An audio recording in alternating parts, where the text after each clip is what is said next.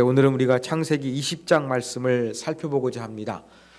창세기 20장의 말씀은 이제 아브라함이 그랄 지역에 거주해서 아비멜렉에게 아내를 빼앗겼던 그러한 내용과 여기 하나님의 개입음으로 문제가 해결되는 내용이 기록되어져 있습니다.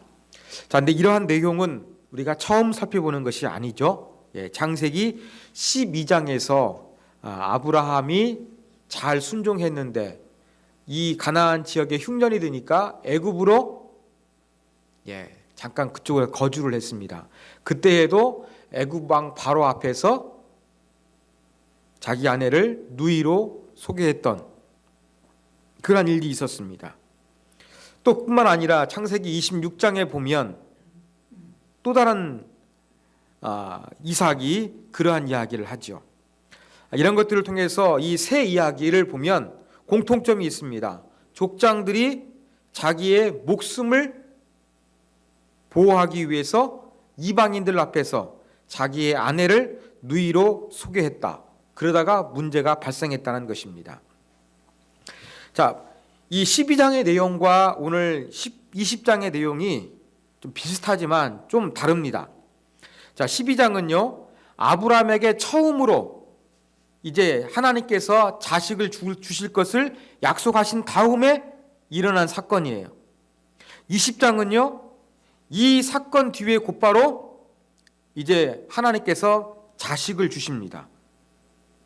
그러니까 약속이 주어지자마자 아내를 빼앗길 뻔한 사건이 일어나게 되고 또 아들을 얻기에 바로 직전에 한번 아내를 빼앗길 만한 하는 사건이 바로 일어나게 되는 것이죠. 그만큼 이렇게 아들을 주어진다는 약속이 주어진 이후부터 아들을 얻기까지 엄청난 시련이 있었음을 이 비슷한 사건이 반복되면서 우리 가운데 가르쳐주고 있습니다. 자, 이제 구체적인 내용을 우리가 차례대로 한번 살펴보도록 하겠습니다. 아브라함이 살고 있는 그 지역, 여기에서 이제 이동을 합니다. 네게브 땅인데 저 유다 남쪽에 있는 그러한 광야 지역입니다. 가나안 지역 남쪽에 있는 광야 지역에 이제 그랄이라는 곳에 머물렀습니다. 왜 갔을까? 가뭄 피해라는 말이 전혀 없이 그냥 그쪽에 가서 거류했다고 합니다. 거류했다는 것은 정착이 아니라 임시적으로 거기에서 머물렀다는 그러한 이야기입니다. 자, 이 그랄에 있는데 아브라함이 그 지역에서 자기 아내 사라를 무엇이라고 소개했느냐? 자기 누이라고 이야기했습니다. 그러니까 그 그랄을 통치하는 왕 아비멜렉, 내 아버지는 왕이다라는 이름의 뜻을 가지고 있는 사람인데 이 아비멜렉이 사라를 데려갔다고 했는데 데려갔다는 것은 자기의 아내로 삼았다는 그런 이야기입니다. 여기까지는 우리가 괜찮아요. 그런데 문제가 되는 것은 사라의 나이입니다. 몇 살이죠? 90세예요. 아니 90세에 아들이 낳을 것이라고 하니까 장막문 뒤에서 속으로 피식거리며 웃었던 사라를 보면서 이 할머니 사라를 자기 누이라고 속일 만한 이유가 있을까?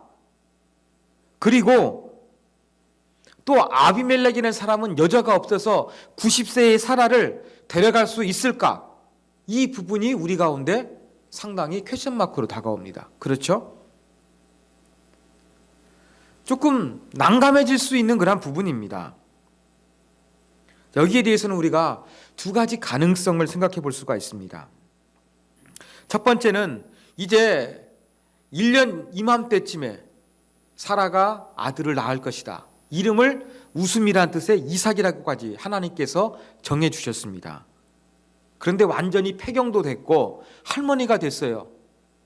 이제 생물학적으로, 과학적으로 완전히 이제 심리학적으로 자녀가 낳을 것이라는 것을 완전히 포기한 상태였습니다. 그런데 하나님께서 아들을 주시겠다 그랬습니다. 그럼 어떻게 주실까요? 어떻게 사라가 임신하게 되었을까요? 성경학자들은 그냥 겉모양은 쭈글쭈글한 할머니의 모습인데 갑자기 그냥 임신했다고 보는 것이 아니라 이렇게 누이라고 속이는 과정들을 볼 때에 아마 회춘했을 가능성, 하나님께서 어떻게 하신 겁니까? 생물학적으로 완전히 조금 이제 달라지게 하신 거죠. 달라지게 하셔가지고 조금 이제 그 아름다웠던 미모를 찾아가도록 하나님께서 그렇게 사라에게 역사하셨을 가능성이 크다고 생각을 합니다. 그래서 아브라함은 누이라고 거짓말을 하게 되고 또 아비멜렉도 사라를 취했을 가능성이 있다는 것입니다. 자, 또 한 가지 재미있는 것은요. 아브라함이 75세 때에 애굽으로 거주했을 때에는 그때에는 어떤 언급이 있었냐면은 이제 사라의 외모에 대해서 예뻤다. 그런 평가가 있었는데 20장에서는 그게 없습니다. 또 한 가지 해석이 가능한 것은 바로 무엇이냐면 아비멜렉이 사라와 정략 결혼으로 대상으로 삼았을 가능성도 있다는 것입니다. 왜 그렇습니까? 아브라함이 잘 되거든요. 소돔과 고모라 연합군이 못 이겼어요. 뭐 분쟁이 있었을 때 조공 안 바치니까. 근데 아브라함이 해결을 했거든요. 그러면서 조카 롯을 뭐 구출해내고 여러 가지 뭐 소돔과 고모라가 멸망당하고 뭐 이러한 과정 가운데서 아마 아브라함에 대한 그 명성 이러한 부분들이 그 가나안 땅에서 조금 알려질 가능성이 있습니다. 그에 대한 명성이나 그가 재물을 쌓게 된 그런 배경들이 사람들의 관심을 가지게 했을 가능성이 큽니다. 그래서 속된 표현으로 잘 나가는 아브라함과 연결을 맺기 위해서 정략 결혼의 대상으로서 누이라고 하니까 그 동생 데려와라. 이렇게 해가지고 정략 결혼의 대상으로 삼았을 가능성도 있다. 이렇게 우리가 한번 이해할 수도 있겠습니다. 자, 이렇게 해서 우리는 조금 90세 된 사라가 왜 이렇게 다시 한번 그 이방인의 왕 앞에 끌려가게 되었는가? 그리고 두 가지 가능성을 살펴봤습니다. 그러면 남아있는 문제는 누구냐? 아브라함이에요. 아니, 옛날에도 자기의 안전을 위해서 자기의 아내를 방패막이로 삼았거든요. 누이라고. 근데 다시 이런 부분들을 반복하고 있습니다. 그런데 더군다나 이것은 창세기 12장을 강의하면서도 말씀을 드렸습니다만 하나님의 약속을 완전히 어긋나게 할 가능성이 있었다는데 치명적인 위험이 있었습니다. 그런데 창세기 12장에서는요 아직 그렇게 하나님께서 약속이 이루어지지 않은 한참 전의 이야기예요. 근데 지금 20장의 문제는 어떻습니까? 1년 뒤 이맘때쯤에 사라가 아들을 낳을 것이라는 하나님의 확실한 약속이 주어진 거예요. 전에는 그냥 자녀를 주실 것이라고 했는데 누구를 통해서 주시는지 말씀하지 않으셨는데 이번에는 사라를 통해서 주어주실 것을 분명하게 하나님께서 말씀하셨다는 데 문제입니다.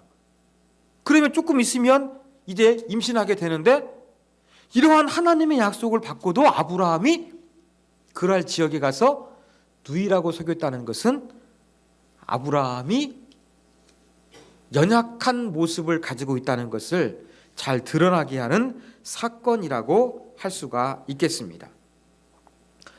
이 아브라함의 연약한 거짓말하는 이 자기가 살기 위해서 아내를 방패막이로 사용하는 방식 때문에 하나님의 약속이 곤란해질 만한 상황 가운데 빠진 거예요. 예를 들어서 아들을 낳는데 이게 아브라함의 신지 아니면 아비멜렉의 신지 이 곤욕스러운 가능성도 발생할 수가 있었습니다. 그래서 이 사건 가운데 하나님이 개입하시게 되는 것입니다. 3절 그 밤에 하나님이 아비멜렉에게 현명하시고 하나님께서 꿈을 통해서 그에게 계시하시고 나타나셨다는 것이죠. 이 내가 데려간 여인 사라로 말미암아 네가 죽을 것이다. 왜? 그 여자는 남편이 있는 여자다. 남편이 있는 여자를 데려갔으니까 죽는다는 것은 쉽게 말해서 오늘 말로 간음죄에 해당되는 것입니다. 고대 근동에 결혼 계약 문서가 있습니다. 여기에 큰 죄가 뭐냐면 간음죄였어요. 이러한 그런 그 간음한 여인을 죽이는 것처럼 사라를 간음하는 그런 아비멜렉을 하나님께서 이제 죽일 것을 하나님께서 말씀하셨죠. 그러자 아비멜렉이 그 여인을 아직 가까이 하지 않았다. 아마 데려와 가지고 왕하고 곧바로 이렇게 동침하게 하는 것이 아니라 전부 다 막 이렇게 좀 목욕시키고 예쁘게 단장하는 그러한 시간들을 가졌습니다. 성경을 보면 아마 그랬을 것입니다. 가까이 하지 않았습니다. 그러면서 아비멜렉이 하는 말이 무엇입니까? 4절에서 주여 주께서 의로운 백성도 멸하시나이까. 자기가 의롭다는 것을 강변하고 있습니다. 그러면서 5절 정황 증거도 이야기합니다. 자기가 꼼꼼하게 체크했다는 거예요. 그가 아브라함이죠. 사라를 누이라고 했고 그 여인 사라도 어때요? 아브라함이 오라버지라고 했다. 그러니까 한쪽 말만 들은 것이 아니라 아브라함에게도 사라에게도 어땠다는 것입니까? 개별적으로 전부 다 확인한 다음에 누이라고 하니까 자기가 받아들였다 이야기하는 것입니다. 그러면서 온전한 마음과 깨끗한 손으로 이렇게 하였나이다. 내면적인 것, 마음적인 것과 현실적으로서 그렇게 어긋난 것이 없는 상태에서 자기는 이것을 행하게 되었다. 하나님 앞에 아비멜렉이 그렇게 강변하고 있습니다. 하나님이 또 6절 보니까 다시 말씀하시죠. 하나님도 아비멜렉이 온전한 마음으로 그렇게 했다는 것을 동의해 주세요. 동의해 주십니다. 그러면서 표현이 재미있는데 너를 막아 내게 범죄하지 아니하게 하였나니 아비멜렉에게 범죄함이 되지 않도록 했다는 것입니다. 누구를 위했느냐? 아브라함 부부를 위하고 하나님의 계획을 위한 것이 아니라 하나님께서 아비멜렉이 범죄하지 않도록 네가 나쁜 의도로 가지고 행하지 않았으니까 나도 네가 범죄하지 않도록 내가 이렇게 지금 나타났다. 하나님께서 말씀하고 계시는 것입니다. 그러면서 7절 하시는 말씀이 사라를 돌려보내라 라고 하고 아브라함을 뭐라고 소개합니까? 선지자로 소개하고 있어요. 아브라함이 선지자로 소개되는 것은 처음인데 좀 낯설어 보이는 그러한 호칭을 하나님께서 아비멜렉 앞에서 아브라함에게 표현하고 계십니다. 선지자로서 너를 위해 기도하게 될 것이다. 너를 위해서 아브라함이 기도하면 내가 죽지 않고 그 은혜를 입을 것을 하나님께서 말씀하셨죠. 자, 그러니까 8절 아비멜렉이 그 꿈을 꾼 다음 날 일찍이 이것은 즉각적인 순종을 이야기하죠. 종들을 다 불러서 간밤에 있었던 이야기를 다 들려줍니다. 또 왕의 이야기를 듣고서 사람들이 두려운 마음을 갖습니다. 그리고 문제의 당사자 아브라함도 부릅니다. 어찌해서 이렇게 했느냐?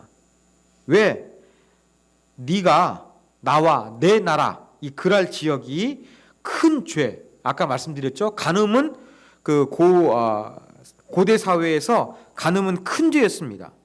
간음에는 죽음의 형벌이었어요. 그리고 고대 근동에서 보편적인 관례였습니다. 이 큰 죄에 빠지게 하느냐, 그렇게 아브라함을 책망하지요. 또 10절 아브라함에게 무슨 뜻으로 왜 무슨 이유 때문에 거짓말을 했는지를 질문합니다. 그러니까 아브라함이 대답합니다. 아브라함의 대답은 한 3가지로 분류할 수 있습니다. 첫 번째, 이곳에는 하나님을 두려워하는 사람이 없으니, 하나님을 경외하는 사람이 없다는 거예요. 그 지역이 이방 지역이기 때문에 하나님을 두려워하지 않아서 그 불법을 저지를 가능성이 크다는 거죠. 그래서 불법이 많은 이 소돔을 하나님께서 멸망시켰던 것처럼 그 하나님을 경외하지 않고 의인이 없는 이러한 지역 가운데 악한 사람들이 많아서 자기가 죽을 수 있으니까 그렇게 했다는 것을 이야기합니다. 두 번째 이유, 내 아내로 말미암아 사람들이 나를 죽일까 하였으며. 하나님을 두려워하는 사람이 없고 그 다음에 이제 그 자기가 두려워서 없으니까 자기에게 악을 행하는 거예요. 소돔에 방문한 나그네를 어떻게 했습니까? 집단, 성, 동성애 폭행을 했거든요. 이런 부분을 통해서 소돔이 멸망당했는데 이것을 잘 알고 있는 아브라함이 어떤 마음을 가지고 있었느냐? 사람들이 하나님을 두려워하지 않으니까 악한 모습과 악한 행습을 행해서 자기를 죽일까 두려워하는 마음이 있었다. 그렇게 이야기합니다. 그 다음에 12절에서 세 번째,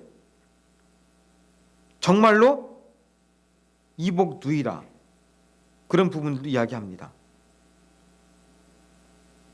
그러면서 아내이기도 하지만 이복 누이기도 하다, 그것을 이야기하는 것이죠. 그러면서 부부간의 약속도 언급을 합니다.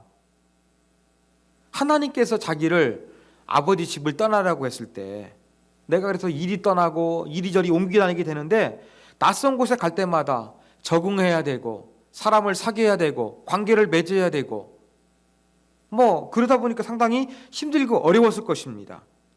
그때마다 이제 그 예쁜 아내였던 사라 때문에 자기가 보복을 당할까 봐, 죽임을 당할까 봐 두려워 가지고 아브라함이 사라하고 약속을 맺죠. 가는 곳마다 당신이 예뻐서 와이프로 뺏어 삼으려고 하면은 나를 죽일 것이니까 그러지 말고 나를 살 수 있도록 우리 나를 오빠라고 소개해라. 그걸 요청했던 것입니다. 이것이 내게 베풀 은혜라고 하면서 아브라함이 조금 이기적으로 그렇게 사라에게 요청했던 이러한 약속을 맺어가지고 내가 계속 이렇게 하고 있다, 부부간의 약속이다, 이런 부분들을 아브라함이 이렇게 제시하면서 한 별명을 장황하게 이렇게 늘어 놓았습니다. 자, 이야기를 듣고서 아브라함이 어떻게 합니까? 아비멜렉이 어떻게 합니까? 양과 소와 종들을 이끌어 아브라함에게 주고 애굽에 갔을 때에는 사라를 데려오기 위해서 먼저 선물로 줬어요. 그 데려온 다음에 이제 돌려주기 위해서 미안하니까, 아내를 빼앗을 뻔했으니까 미안하니까 이제는 거기에 대한 보상으로서 양과 소와 종들을 아브라함에게 제공하고 있는 것입니다. 그리고 사라도 돌려보냈죠. 사라만 돌려보낸 것이 아니라 어떻게 합니까? 아비멜렉, 이 그랄 땅에서 내가 보기에 좋은 대로 거주하라. 임시 거주했거든요. 나그네는 법적인 보호가 없습니다. 그런데 좋은 땅을 선택해서 정착해서 살아도 된다. 이주 허가증과 같은 이러한 부분들을 이제 아비멜렉이 제공합니다. 또 이게 전부가 아니죠. 아브라함에게만 말한 것이 아니라 사라에게도 말합니다. 은 1000개 여기서 언급되고 있습니다. 어떤 성경에서는 은 1000세겔로 번역합니다. 그런데 은 한 세겔이 12g이에요.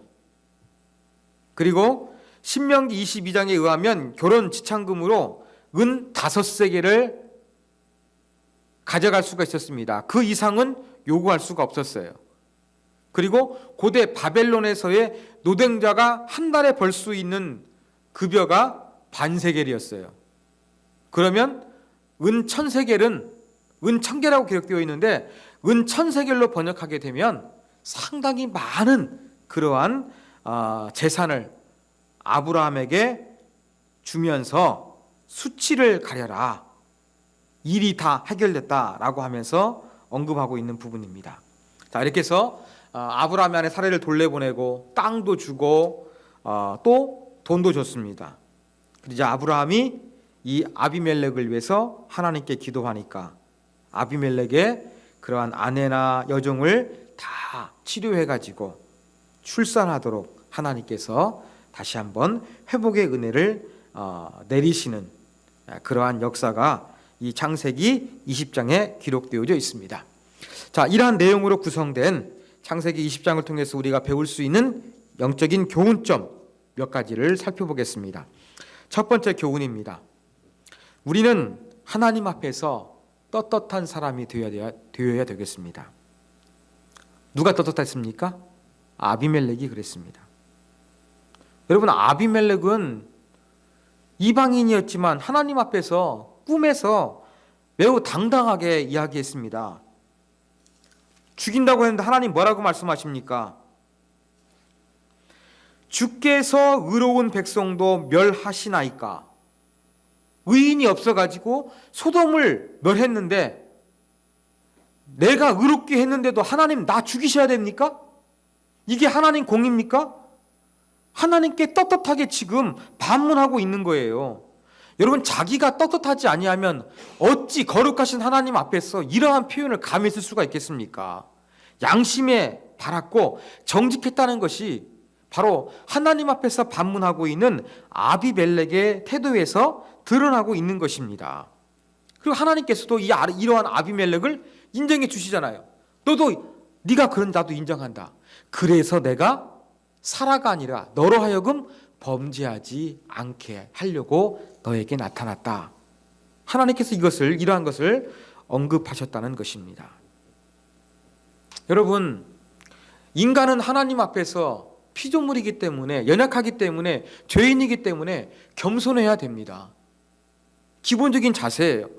여러분, 그렇지만 우리는 내가 어떻게 살았는가, 내가 어떠한 생활을 하고 있는가, 이 부분에만큼은 우리가 비록 온전한 자는 아니다 할지라도 내가 비록 하나님의 말씀대로 살려고 노력했노라고 당당하게 이렇게 아비멜렉처럼 하나님 앞에 한번 탄원할 수 있는 그러한 존재가 되어져야 되겠습니다.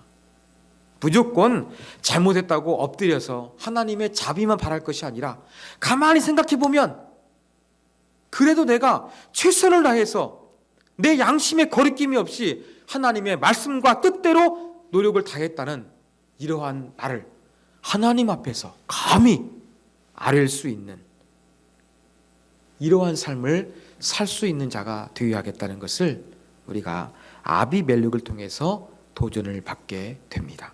사랑하는 여러분, 여러분의 삶은 어떻습니까?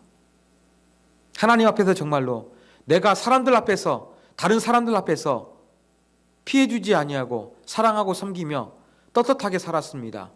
내 행동이나 내 마음 상태에서 사람들을 존중하고 사랑했습니다. 이렇게 감히 하나님 앞에서 한번 읊조릴 수 있는 그러한 삶을 살고 있는지, 이러한 삶을 위해서 우리가 얼마나 노력하고 있는지 한번 돌이켜 봤으면 합니다. 자, 두 번째 교훈입니다. 두 번째 교훈은 오늘 본문을 통해서 하나님을 두려워하는 것이 중요하다는 것을 우리가 발견하게 됩니다. 하나님을 두려워한다는 것, 다른 표현은 경외한다는 것이죠. 그런데 하나님을 두려워한다는 것은 그 공포에 질려서 무서워한다는 뜻만 있는 게 아닙니다. 사랑이 많으시고 존경, 기대, 그런 부분들 때문에 이 하나님이 나와 함께 할 수 없는 이 거룩한 부분을 가지고 있는 분이라는 것, 위대한 분이라는 것, 이러한 하나님의 어떠한 그 위대하심 때문에 우리는 하나님을 두려워하게 되는 것이거든요.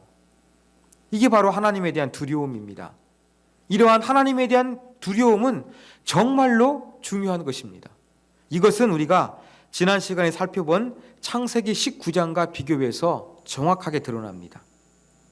자, 소돔성 멸망당하는 것 살펴봤습니다. 의인이 한 사람도 없었습니다. 소돔성을 방문한 하나님께서 보내신 천사, 사람의 모습이었습니다. 그 두 사람이 롯의 집에 들어가자 그 동네 사람들이 어떻게 반응했습니까? 노소를 막론하고 이곳에서 저곳에서 가까운 데 사는 사람이나 먼 데 사는 사람이나 늙은이나 젊은이나 관계없이 어떻습니까? 그 나그네를 법적으로 보호 못 받는 나그네니까 이 사람을 우리가 마음껏 집단 동성애 폭력을 가하자, 이러한 놀이개감으로 삼았던 것입니다. 소돔에는 불량배들, 성적으로 나쁜 사람들이 이런 행동을 저지른 것이 아니라 그 소돔 지역의 성적인 부패상이 집단 동성애를 일으킬 정도로 그렇게 나빴다는 것을 우리가 알 수가 있습니다. 그래서 어떻게 됐습니까? 하나님께서 심판하시지 않았습니까? 그런데 지금 아브라함이 잠시 거류했던 이 그랄 지역에서는 하나님의 재앙이 내려지지 않았습니다. 왜요? 하나님을 두려워했어요. 하나님의 꿈에 나타난 하나님 말씀을 듣고서 아비멜렉은 하나님 말씀을 두려워했어요. 또 아비멜렉이 사람을 불러가지고 그 자기 종들 앞에서, 신하들 앞에서 하나님께서 말씀하신 것을 이야기하니까 그 종들도, 신하들도 전부 다 두려워했어요. 이렇게 하나님을 두려워하는 마음이 있을 때 사회는 유지될 수가 있었던 것입니다. 이렇게 하나님을 경외할 때 멸망당하지 않고 사회는 존속할 수가 있습니다. 그리고 양심이 살아있는 사회가 될 수 있다는 것을 알 수 있습니다. 여러분, 의인 10명이 소돔에는 없었습니다. 양심적인 사람이 없었다는 것이죠. 아브라함이 그랄 지역에서 자기 아내 사라를 누이라고 속였던 것도 그 지역에서 하나님을 두려워하는 마음이 없어서 악한 사람이 소돔처럼 가득한 줄 알고 그러한 거짓말을 했습니다.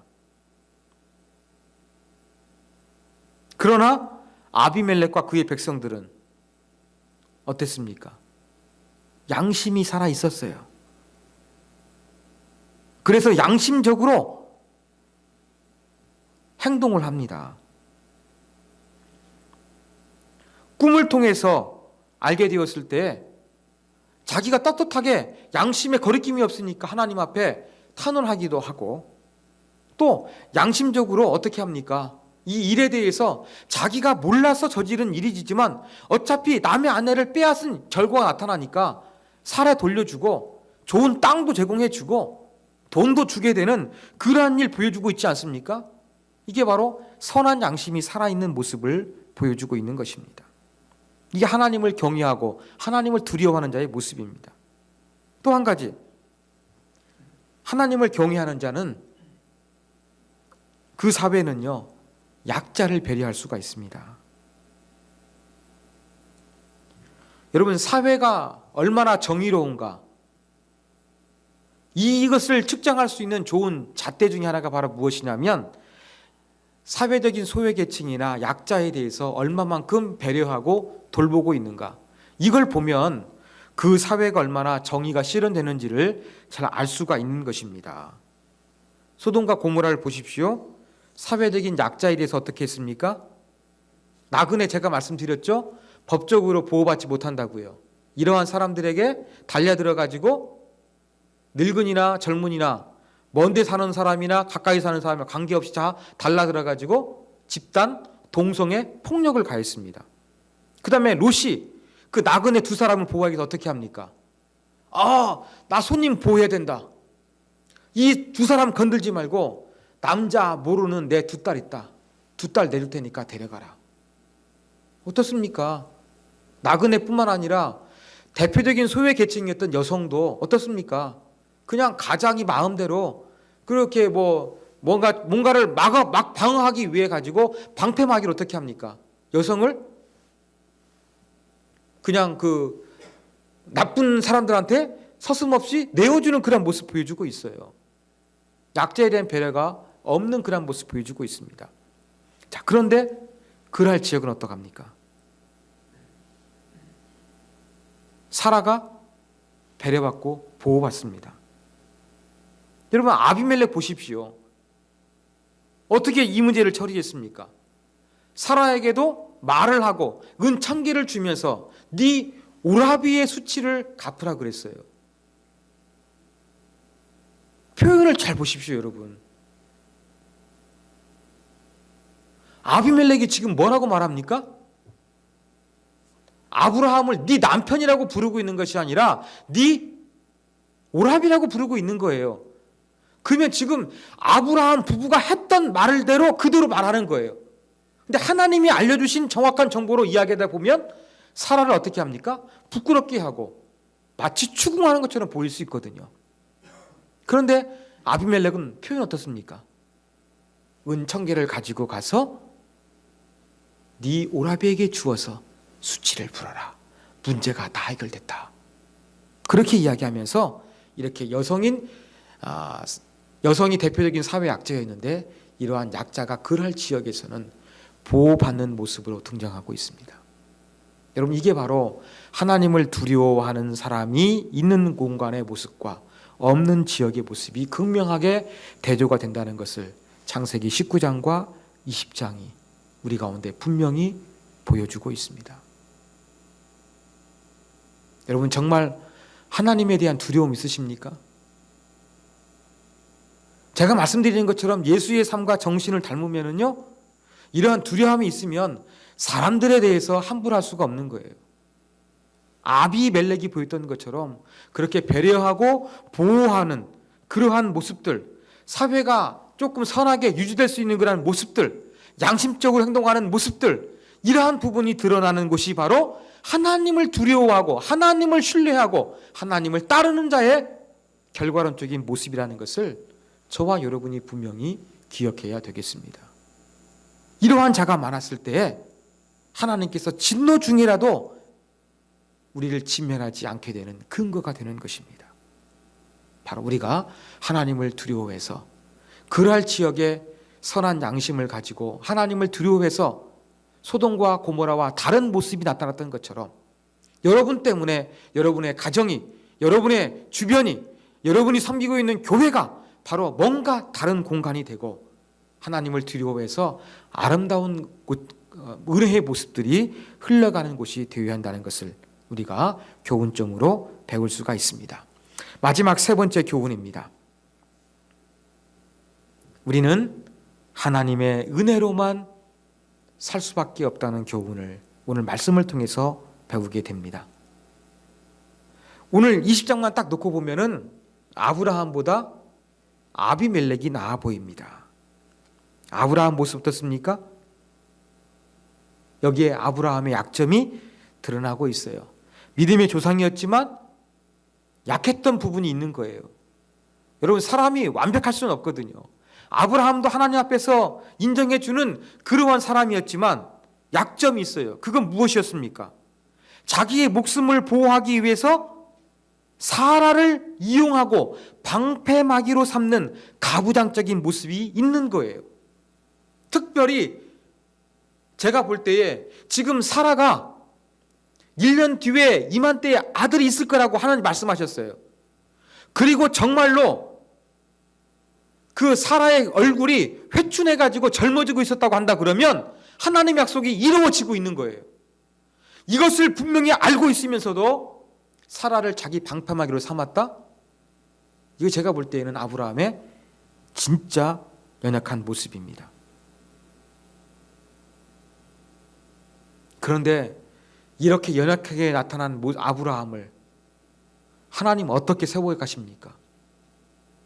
아비멜렉 앞에서 선지자로 세우시는 거예요. 창세기를 우리가 살펴보고 있는데 지금 처음으로 아브라함이 선지자로서 호칭을 받고 있어요. 아비멜렉의 입장에 보면은 선지자 같지도 않은 그러한 사람으로 보이는데 자기 살고자 아내를 누이라고 그렇게 이야기했는데 하나님은 이러한 아브라함을 아비멜렉 앞에서 택하셨기 때문에 뭐라고 소개하십니까? 선지자라고 말씀하시는 거예요. 호칭만 그런 게 아니에요. 어떻게 하십니까? 선지자로서의 기도하게 하시는 거예요. 그래서 아브라함이 아비멜렉을 위해서 기도했을 때, 중보 기도했을 때 그 집안에 닫아두셨던 태의 모든 것이 열려지게 하시는 하나님의 은총을 임하게 하셨습니다. 이게 바로 무엇입니까? 아브라함은 연약해도 그를 선지자로 세우시고 또 그를 통해서 하나님의 살아계심과 하나님의 회복이 임하게 하시는 축복의 통로로 하나님이 사용하신 거예요. 이것이 바로 무엇입니까? 인간은 연약해도 우리는 하나님의 은혜로 살아가는구나 라는 것을 배우게 하고 사랑의 하나님을 생각하게 하는 그러한 대목입니다. 뿐만 아니죠. 아비멜렉 어떻습니까? 하나님의 은혜는 이방인에게도 올라갑니다. 살펴봤던 것처럼 하나님께서 그래도 소돔에도 왕이 있었거든요. 그런데 집단 성폭행해도 어땠습니까? 제지하지 않았어요. 소돔에 왕이 있다는 거 아브라함이 롯을 구출한 전쟁을 통해서 알 수가 있습니다. 그러나 그 소돔성을 방문한 이 나그네한테 어떻습니까? 왕은 보호하지 못했어요. 그러나 아비멜렉은 하나님을 두려워해서 의를 행하려고 하거든요. 이러한 그랄 왕 아비멜렉에게 하나님 어떻게 하십니까? 그로 하여금 죄를 짓지 않도록 막아주십니다.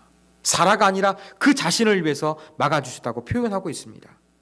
계시도 계시의 대상이 되기도 했습니다. 그리고 하나님을 두려워했을 때, 또 그의 백성들이 함께 두려워했을 때 하나님께서 닫으셨던 태의 열매 재앙으로부터 아브라함의 기도를 통해서 풀어주셔가지고 하나님께서 은혜를 베풀어 주셨습니다.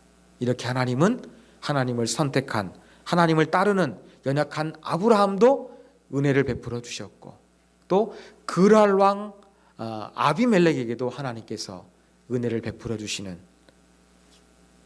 아름다운 모습을 살펴봤습니다. 그래서 연약한 우리 인간 존재는 하나님의 은혜로만 살 수밖에 없는 존재라는 것을 기억하면서, 하나님, 내가 사는 것은 하나님의 은혜입니다. 이러한 나를 유지하는 것도 하나님의 은혜입니다.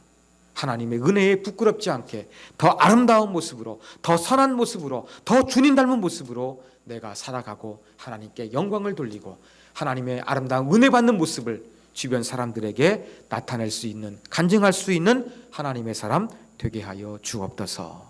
이러한 마음을 갖도록 오늘 본문은 우리 가운데 교훈해 주고 있습니다.